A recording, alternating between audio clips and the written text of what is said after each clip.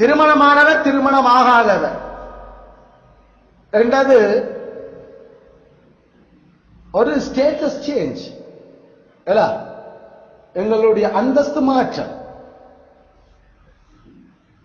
இப்ப எல்லாம் சின்னாக்களும் பார்த்துருப்பீங்க. நாம சுபமாமா மற்றது பிள்ளை ஐலாண்டாட கல்யாணம் நடக்கல அன்னைக்கு. அப்ப அவர்களை கடவுளுக்கு முன்னாலும் சபைக்கு முன்னாலும் அவர்கள் கணவன் மனைவி என நான் அறிவிக்கிறேன் என்ற அந்த ஸ்டேட்மெண்ட் சொல்லித்தான் அவர்கள் விட்டனாங்க. அப்ப அதனுடைய அர்த்தம் என்ன? அதுக்கு முன்னுக்கு வரைக்கும் அவர் கணவன் மனைவி இல்லை. அந்த கணவன் மனைவியாக அறிவிக்கிறோம் என்ற அந்த ஸ்டேட்மெண்டோட தான் அவட ஸ்டேட்டஸே மாறி போச்சு. அதுக்கு பிறகு லீகலி பேப்பர்ல எழுதுறாங்க, நான் கணவன் நான் மனைவி நாங்கள் ஒத்து வந்திருக்கிறோம். அப்ப அதான் நாங்கள் சொல்றோம், அந்த அறிவித்தலும் அந்தஸ்து மாற்றமும் அந்த பேப்பர் சேஞ்ச் பேப்பர்ல மாறி இருக்கிறது. இவ்வளவு நாளும் கோபாக்கியனையும் பிள்ளைகள் என்ற அந்தஸ்துல இருந்த யாக்கள் நாம பிறந்தது என்று கோபாக்கியனையும் பிள்ளைகள் பிறக்கேக்கள் வர்றது நீதிமான் பிறக்கிறது இல்ல. ஆதாமினுடைய சந்ததியில வந்த மனுஷ சந்ததியில வந்த இயேசு கிறிஸ்துவ தவிர மற்ற எல்லா மனுஷரும் பிறக்கேக்கல அவரோட ஸ்டேட்டஸ் கோபாக்கினையின் பிள்ளைகள். அவர்கள் நரக ஆக்கினை தீர்ப்புக்குரியவர்கள். அவ்வளவுதான் அவரோட ஸ்டேட்டஸ். அதான் அவரோட பிறப்பிக்கைகள் ஆண்டவற்றுக்கு முன்னால அவளை அப்படித்தான் கிரிமினல்ஸ் நரகத்துக்கு போக வேண்டிய ஆக்கள். ஆனா எப்ப பாவிய பரிசுத்தாவியானவர் கிறிஸ்துடன் கொண்டு வர்ற அழைக்கிறாரோ, அந்த பெற்றுறுதியான பயனுறுதியான அழைப்பு கொடுக்கிறாரோ, அந்த கணம் இது கனநேரம் எடுக்கிறது இல்ல, அது அந்த கணப்பொருள நடக்கிற உடனடியான ஸ்டேட்டஸ் சேஞ்ச். அப்படியே இருளின் அதிகாரத்தில் இருந்து ஆச்சரியமான ஒளியினிடத்துக்கு மாறும். இருளின் அந்தகாரத்திலிருந்து ஆச்சரியமான ஒளி. இருளின் அதிகாரத்தில் இருந்து குமாரனுடைய ராஜ்யத்துக்கு மாத்திரம் ஸ்டேட்டஸ மாற்றி விட்ட.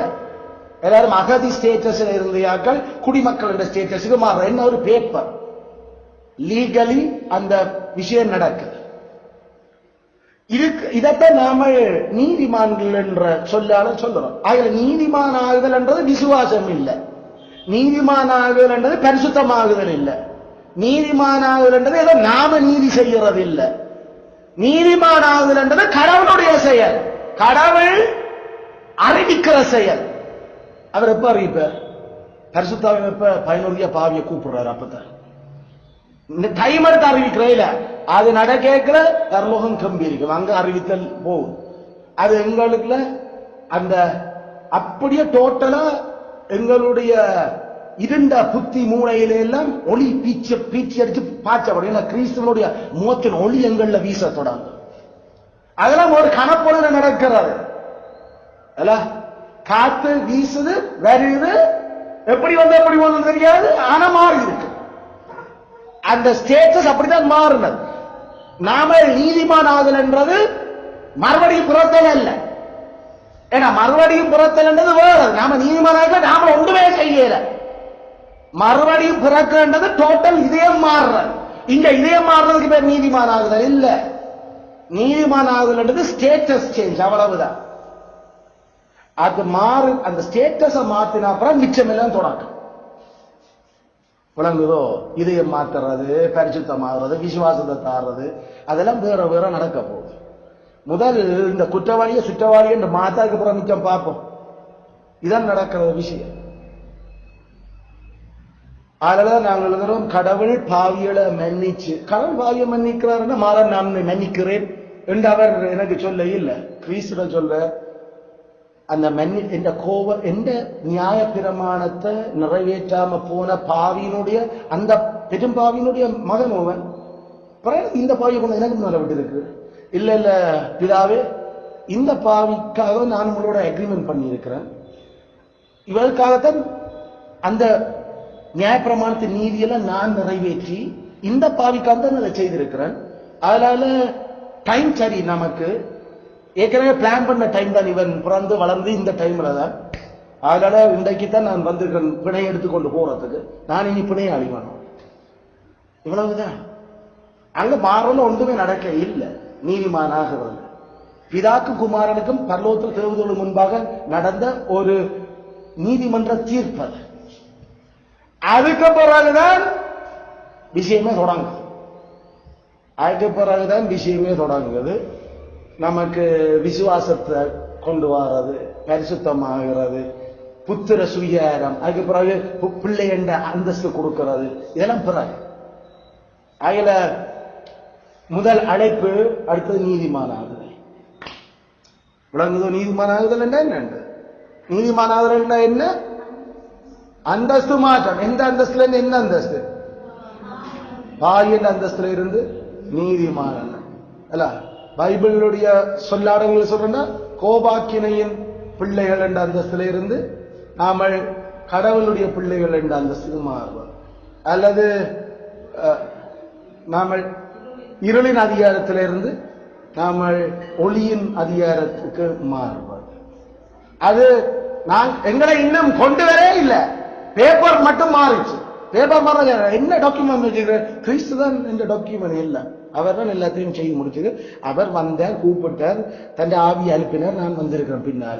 அப்ப இதுக்கப்புறம் என்ன செய்யப்படுற? அவர் சொல்றபடிதான் எல்லாம் செய்யறார். அவர் தான் எனக்கு பிணையாளி. அவர் என்னென்ன அவற்றை வாழ்ந்து அதெல்லாம் நான் செய்வேன். என்ன குற்ற கோபாக்கினிலிருந்து விட்டதே அவர் தான். அப்ப இனி அவர் ஏதாவது பேசினா அவர்களே செய்றார். ஆனா நமக்கு தெரியும் எங்களை மீட்ட பிணையாளி எவ்வளவு பெரிய வல்லவர் என்று. அதனால எந்த சூழ்நிலையிலையும் தான் சிந்தின ரத்தத்துக்கு ஒரு நாளும் அதை நிலத்துல விட போறது இல்லை. அதனால அவர் ஒரு காலம் என்ன கையிலிருந்து ஒரு பறக்கிறார். அப்ப என்ன நடக்க போது? அவற்றை சொல்ல நீ என்ற சட்டம் அவர் நடப்பதான் என்ற நடத்துறீங்க.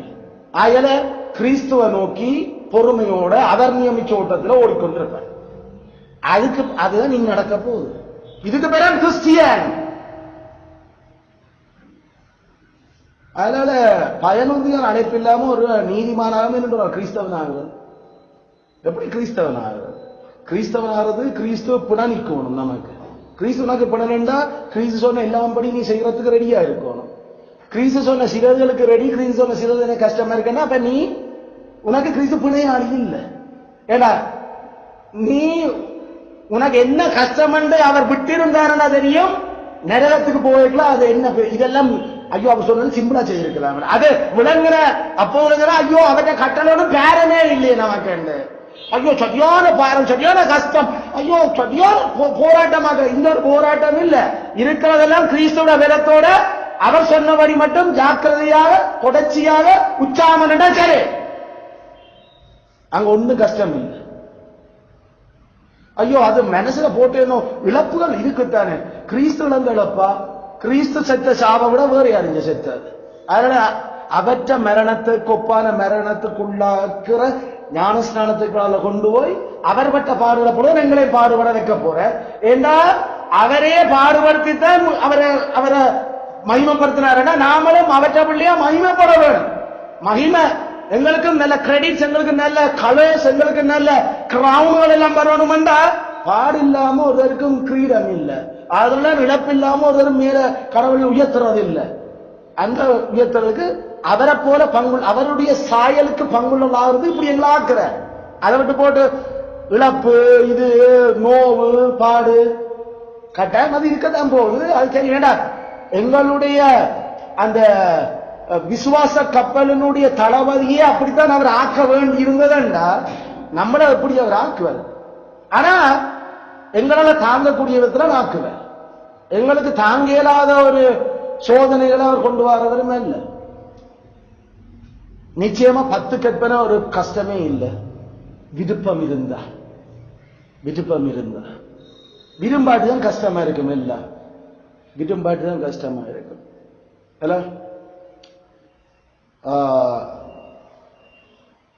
யாக்கோபுக்கு ராகேல் விருப்பமா இருந்த மாதிரி 14 வருஷம் எப்படி போனன்னு தெரியாது அவனுக்கு. ஒரு 7 வருஷம் போனது அவன் ராகேலுக்காகத்தான். அடுத்த 7 வருஷத்தையும் அவன் ராகேல். ஏன்னா விருப்பம் இருந்தா எவ்வளவு காலம் காலம் புறம் பிச்சு பிச்சுன்னு போறதுக்கு தான் அது எப்படி அந்த விருப்பத்தை அடைகிறதுக்காக எவ்வளவு வருஷம் என்றாலும் அது பெருசா தோன்றாது. கிறிஸ்துவில விருப்பம் இருந்தா நமக்கு பாடுகள் பெருசா தோன்றாது.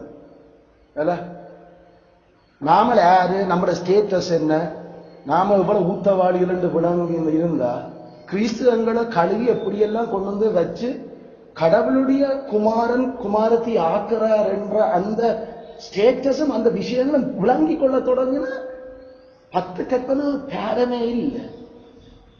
10 கற்பனைக்காக நாம எதையும் இழக்கிறதுக்கு தயார். என்னன்னா நம்ம ஸ்டேட்டஸ் பெருசு, அது தற்காலிக உலகத்தில் இழக்கிறது. நித்தியமா நம்மட லெவலே வேற அதெல்லாம். அதனால ஒரு காலம் நாம சமரசம் செய்ய மாட்டோம். 10 கற்பனை எங்களுடைய நன்மைகள் மற்றாக்களுடைய நன்மைக்கா 10 கற்பனையோட விளையாட மாட்டோம். சோ இதைத்தான் நீதிமானார்கள். நீதிமானா நாம கணக்க படிக்க அல்ல சிம்பிள். நீதிமானார்கள் status change. பாவி என்ற குற்றவாளியிலிருந்து சுற்றவாளியா மாற்றப்பட்டது. நாங்கள் உள்ளுக்கு சுற்றவாளியா மாறவே இல்லை. அது கடவுளால செய்யப்பட்ட ஒரு அறிவித்தல். அது எந்த அடிப்படையில? குமாரனுடைய நீதிய அடிப்படையாக கொண்டு எங்களை விடுவிச்சது. அவர் எங்களோட பிணையாளி மத்தியஸ்தர் என்ற அந்த ஷுவரிட்டியில அந்த பிணையில நாமல் சுற்றவாதிகள் என்று மாற்றப்பட்டிருக்கிறோம். எங்களோட எந்த நீதியும் அதுக்கு காரணம் இல்லை. நாம செய்யற எந்த கிரியையும் அந்த ஸ்டேட்டஸை மாற்றுறதும் இல்லை. நாம செய்யறதும் மாற்றுனதில்லை, செய்ய போறதும் மாற்றுறது இல்லை. 10 கற்பனை நாம இப்ப நிறைவேற்றி கொண்டிருந்ததால நாம நீதிமான ஆகுறது இல்லை. நாம 10 கற்பனை நிறைவேற்றாம இருக்கேக்கலையில நீதிமானாக்கப்பட்ட நாங்க விளங்குவோம். ஏடா கோர்ட்ஸ்ல எங்களை குற்றவாளி தான் கொண்டு நிற்பாடா 10 கற்பனை நிறைவேற்றலே என்று. அந்த நேரத்துல அவர் பணியெடுக்க வந்து எங்களை கூட்டிக் கொண்டு போனார் கோர்ட்ஸ் விட்டு வெளியில. அப்ப நாம நீதிமான் ஆகியக்களையே நாம நீதி செய்யல. இனிமேல் நாம செய்ய போற 10 கற்பனையால நாம நீதிமன்ற தனத்துல கூடுறதும் இல்லை. எல்லா நீதியும் குமாரன் நீதி தான். அவற்ற அந்த நீதியின் சார்ந்துதான் உடுப்பு தான் எங்களுக்கு மேல போட்டப்பட்டிருக்குது. எங்களுடைய எந்த கிரியலாலும் அவர் நம்மை வெற்றியாமல் தம்முடைய சொந்த கிரியால மட்டும்தான் எங்களை வெற்றிட்டு இருக்கிறார். அவனது 10 கற்பனை. ஐயோ அவர் குற்றவாளியிலிருந்து சுற்றவாளியா வழியில புனிதற்கு கூட்டிக் கொண்டு போனதே இனி கண்ட சொன்னக்கட்டு வாழ்றதுக்கு. அதனால வாழ்ந்தே ஆகணும். அந்த அது வாழ்ந்தே ஆகணும் என்று சொல்லல. நான் விருப்பப்பட்டு அந்த வாங்கி குடிச்ச சந்தோஷம் மாதிரி வாழ. ஏன்னா அவ்வளவு பான பலி எனக்கு என்ன போக்காடு பலியாடாக இப்படி கொண்டு வந்துட்டாரு வெளியில தானே செய்து. அதனால நாம் ரெடி எதுக்கணும். அதுக்கு பேர் தான் நீதிமான் ஆகுதல். நீதிமானாகனுடைய செயல் விளங்குது. அப்ப நீதிமானாதல் எங்களுக்கு நடந்தது இல்லை. அது பரலோகத்துல பிதா குமாரனுக்கு முன்னால பரிசுத்த தூதர் முன்னால அறிவிச்ச செயல்.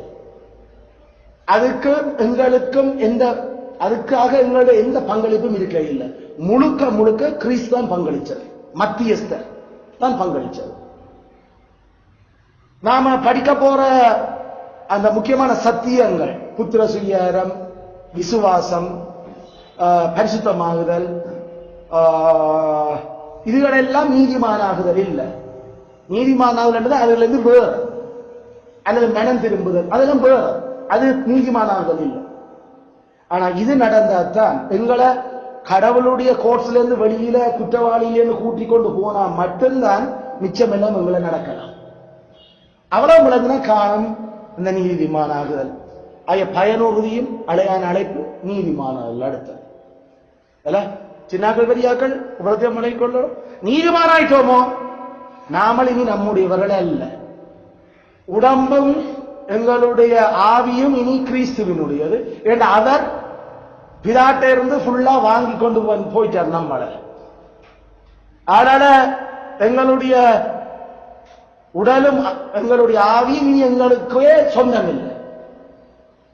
ஏன்னா அவரெல்லாம் உடல் எடுத்துட்டு போயிருக்கிறார். அதனால நாம இனி நமக்காக வாழையிடாது. இனி வாழ்றதெல்லாம் கிறிஸ்துவாக. ஏன்னா அவர் தான் எங்களோட பிணையாளி. அந்த பிணையாளி சரியான முக்கியம். பிணையாளி போவாஸ் ரூத் அது சரியான முக்கியம். அந்த பிணையாளி பொறுப்பு பிணையாளியாக, அதாவது யாரு அங்க ஷுவர், யாரு பொறுப்பு நிக்கிறது, அவளை கல்யாணம் செய்யறது. ஆகிய கிறிஸ்து எங்கிட்ட இருந்த நிலத்துக்காக எங்களை கல்யாணம் செய்ய இல்லை. அவர் எங்கிட்ட ஒன்றும் இல்லாத நிலத்திலே தான் எங்களை கல்யாணம் செய்யற. ஆனா அங்க இந்த மெக்லோனுடைய மனுஷி என்று சொல்லி அருவிகளை ஓய் இங்க வேற என்று கூப்பிட்டு போவாஸ் கூப்பிடையங்கள வந்தாரு. இப்படி மெக்லோனுடைய மனுஷி ரூத் தெரியுமല്ലോ. இப்ப அவங்களுக்கு மெக்லோனுக்கு ஒரு நிலம் எல்லாம் இருந்தது. அத விற்க போறோமாம், நீர் வாங்குறீரோ? ஓ ஓகே ஓகே, பிரச்சனை இல்லை, சூப்பர், நான் அதை வாங்கிக் கொள்றேன். அப்படி என்ன உங்களுக்கு தெரியும், அந்த நிலத்தை வாங்குறேன்னு அவனுக்கு சொந்தமான அவன் எல்லாத்தையும் வாங்குறது. அவன் மனுஷின் உயிரோட இருக்கிறார் ரூத், வந்திருக்கிறா மாமியோட. அப்ப அவளையும் சேர்த்து நீ தான் எடுக்கணும். ஐயோ நான் எடுக்க மாட்டேன். அப்ப எனக்கு நிலம் வேணும், அவள் வேண்டாம். அப்ப அத எல்லாருக்கும் சொல்லிடும், நீர் தான் சுதந்திரவாளி, நீர் உமக்கு அடுத்துதான் எனக்கு சுதந்திரம், நீர் எடுக்கலைன்றத நான் எடுக்கலாம். அதான் அந்த ஷுவரிட்டி, பிணையாளி. அந்த எடுத்த கிறிஸ்து பிதாக்கு முன்னால நான் சுதந்திரவாளி, இவரை நான் எடுக்கிறேன் எடுத்தவர், நம்மளை கல்யாணம் செய்திருக்க. அதான் மனவாட்டியா எங்களை ஆக்கிற. அதனால தண்ட சாயலுக்கு தான் வர வைக்கிற, தண்ட ஸ்டேட்டஸுக்கு எங்களை கொண்டு வந்து கொண்டிருக்கிற. அந்த வேலை தான் இந்த நீதிமான்ல நடந்தது. பிணையாளி மத்தியஸ்த பொறுப்பு. ஆல்ரைட், அதுல